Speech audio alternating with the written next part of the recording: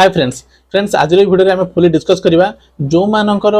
PM Vishwakarma apply करुँच गोटे error आसुवा apply हो पार न तो से एरर विषय डिस्कस करवा से एरर सॉल्यूशन कौन बतेबे जी आपको एररटा हूँ फ्रेंड्स जो आप लॉगिन कर लास्ट को लिखुव your Aadhaar face details which are mandatory for application form submission are not available in Aadhaar. Kindly update your Aadhaar and reapply. एई टाइप रो गोटे एरर आसुव तो फ्रेंड्स एई टाइप रो एरर आसले माने आपनको आधार कार्ड रे आपनको जो फादर डिटेल्स हो आउ किबा महिला मानकर हस्बैंड डिटेल्स हो नथिबारो एई टाइप रो एरर आछी तो फ्रेंड्स आपण मानकू जाय कि एटा आधार केंद्र रे अपडेट करा पय पड़िबो आधार केंद्र रे अपडेट करा पय 7 रो 8 दिन जो दिन अप्लाई करिवे तर 7 रो 8 दिन भितर आपनकर हेइ जिवो मैक्सिमम 8 दिन भितर हेइ जाउची वर्तमान तो फ्रेंड्स आपन अपडेट हो गला परे पुनी थरे आपन